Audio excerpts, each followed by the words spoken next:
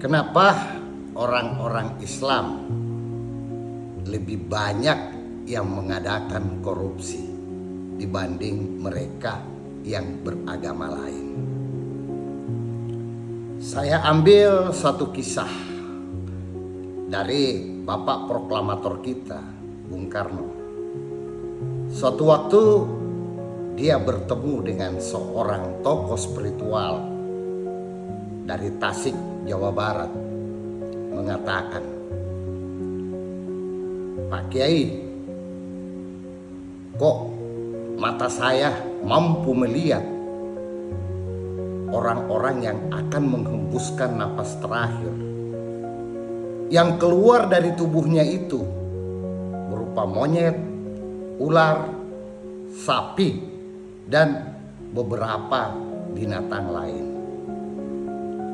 Maka Pak Kiai tersenyum, bahwasanya alhamdulillah mata batinmu sudah hidup.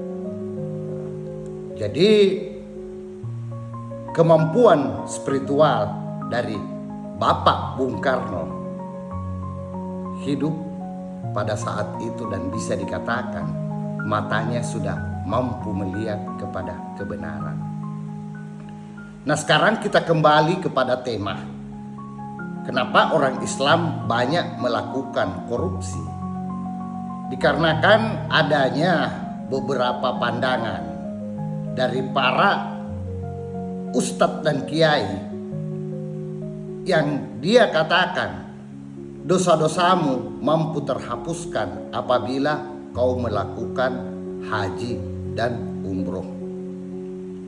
Itu diibaratkan suatu besi berkarat dimasukkan ke dalam campuran air soda, dicelupkan berkali-kali, maka karatannya akan hilang. Nah, inilah berkaitan dengan haji apa yang saya maksudkan kemarin, bahwasanya itu adalah budaya daripada orang-orang Arab. Dan bagaimana para ustadz untuk mempopulerkan untuk orang datang ke tanah suci, baik dengan ibadah haji yang berulang maupun umroh.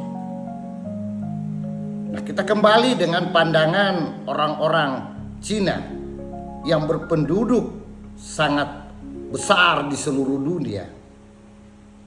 Kok korupsi tidak begitu kurang? Padahal mereka orang-orang yang tidak beragama, tapi memiliki pandangan kehidupan sekarang adalah batu loncatan menuju kepada kehidupan yang jauh lebih baik.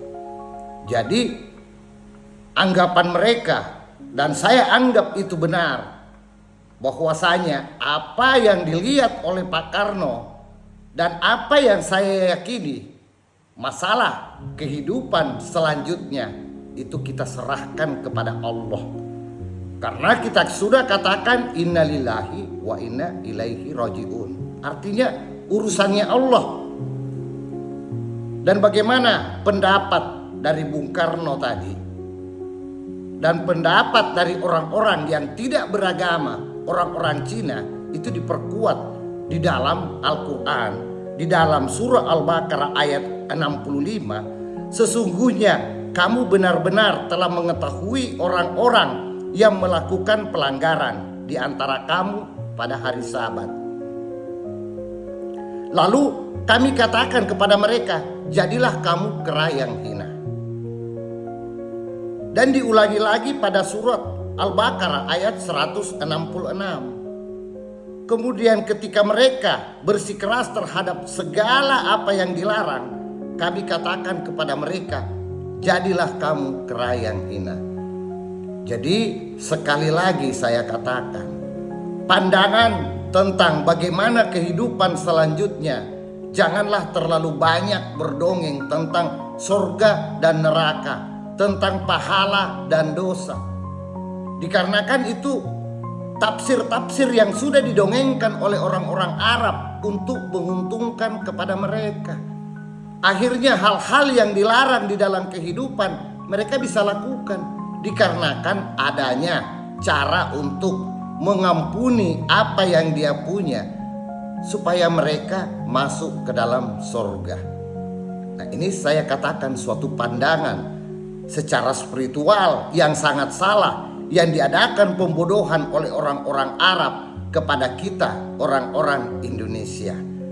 Semoga mampu memahami apa yang saya sampaikan. Terima kasih.